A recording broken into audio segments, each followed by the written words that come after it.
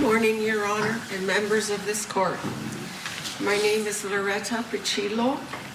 I'm Fabio's eldest sister. I stand before you as a sister whose life was shattered by unimaginable betrayal. I am filled with pain, bitterness, and heartbreak. On January 23rd, 2017, my brother Fabio was ambushed in his own backyard, stabbed multiple times. One of those wounds pierced straight through his heart. They silenced him, held his eyes closed, covers his mouth, and he never stood a chance. And the person responsible wasn't a stranger. It was the woman we had welcomed into our family for over 20 years, his wife, Monica. I am ashamed to admit that Monica was my sister-in-law for 2 decades. We treated her like family, and she betrayed all of us.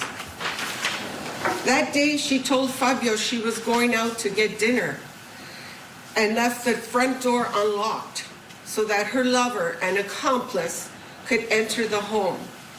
Monica walked out knowing full well that within minutes, her husband, Fabio, will be viciously attacked and held down. Only a demon could orchestrate the murder of a loving husband, then savagely time it so her own daughter would come home to find her father's lifeless body lying in a pool of blood. Family meant everything to Fabio. I try to pick up the pieces of my broken heart.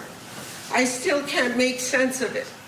How does a woman who had everything desire a dirty life of multiple partners, sex-crazed men act like a slut, wearing sleazy outfits? You had it all, Monica, and you threw it away. You burnt it to the ground. For what? Lust? Greed? Attention? There's a darkness living inside of you that no mortal can understand your evil treason. You're rotten through and through. No amount of pretending, lying, or manipulating will ever hide the truth. We all saw and heard. She is demonic for the merciless crime on my vulnerable, defenseless man. Fabio's strength was his presence, steady, warm, unforgettable. He had a bold, radiant force that drew people in and made you truly feel seen.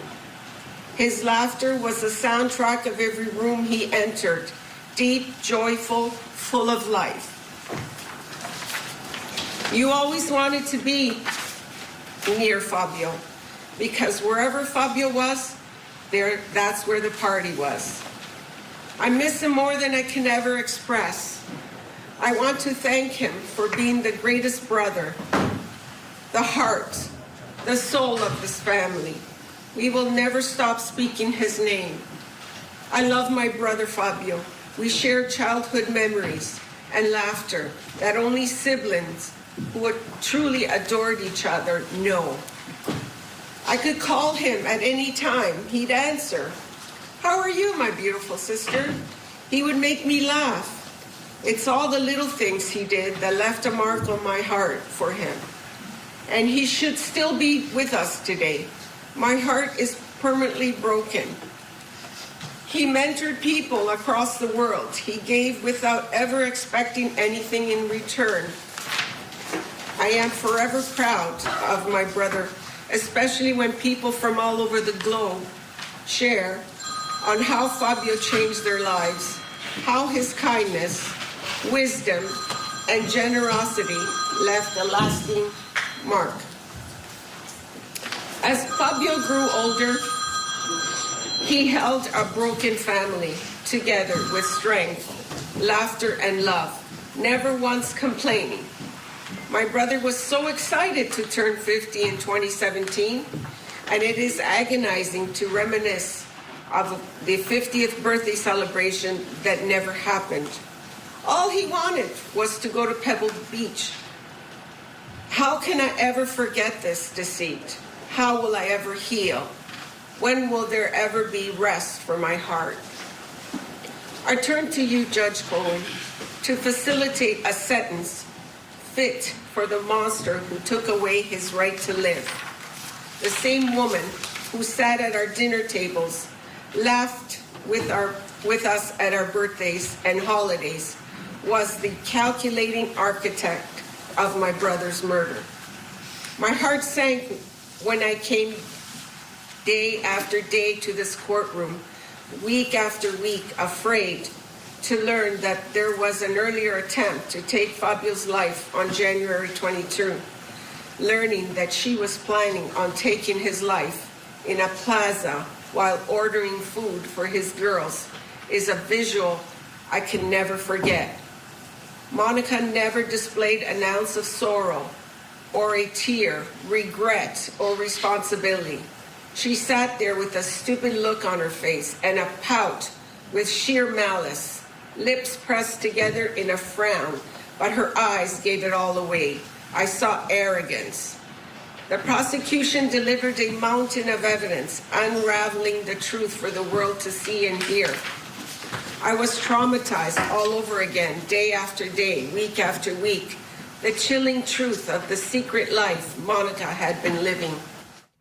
Still with us, criminal defense attorneys Jack Rice and Josh Schiffer. I must ask you, Josh, how did you react? Did you notice during that gut-wrenching statement by his own sister, Laretta, that multiple cell phones went off and were just ringing, even to the extent that she had to look back in the courtroom to see what was going on? Did you notice it, or what was your reaction? If you didn't notice it, what do you think now that you hear about it? You know, there's always that decorum issue, and every judge gets to run their own court. You know, Judge, you used to run yours, and there are different kind of procedures.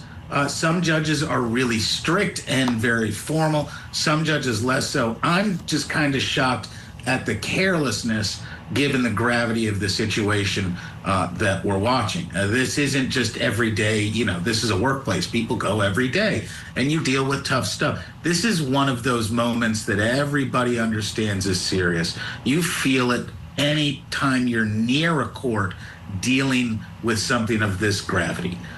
So it was kind of odd. You know? Yeah, it's because of the gravity of it. I agree with you, Josh. Though I'm like, well, that seems a little strange. Jack, let me ask you this. You know, I've talked with you a lot about the law and how we have to think of it in our respective roles during our careers. And as a judge, I've told you in a guilt phase, I'll get a copy of a statute, and then I'll listen to testimony and think what fact supports or doesn't support each element. But in the sentencing phase, sure, there's the law that absolutely you have to have that says these are the possible sentences for this conviction. And you may have law that says these are possible mitigating and aggravating factors. But Jack, it's a lot of subjective. It's a lot of this kind of information that you can then put into, well, this is an aggravating factor or this is a mitigating factor. How do you prepare differently for a sentencing hearing as a defense attorney than you do for the guilt phase of a trial? I know that Josh and I are both smiling just because it's such a great question. I would say it depends upon my judge. It depends upon my audience, because some can be very academic in terms of how they see this. It's very much by the book, and there are certain aspects. But if you notice one thing that can happen that can really drive a sentencing, it's the gut. It is the gut reaction of these that sometimes can drive judges. And I don't see this that often, but I see judges start to wipe away tears, and I know I'm in very serious trouble. But there is one additional aspect to this, if I might, and this last person really highlighted it. They talked about the brutality of watching this trial itself. And you realize the victimization that comes not just once when this person is taken, but it happens again day after day throughout this trial process. And the fact that she brings this up now highlights for the court, this person didn't plead guilty. This person didn't take responsibility. No. What this person did was deny to the end until they were backed into a corner and forced this pawned them. And this is something that a judge will never forget because of that reason alone. So there's real value in what can be said. Some of it, again, is sort of in the head, but frequently it's by the heart, and they will grab you and they will not let go.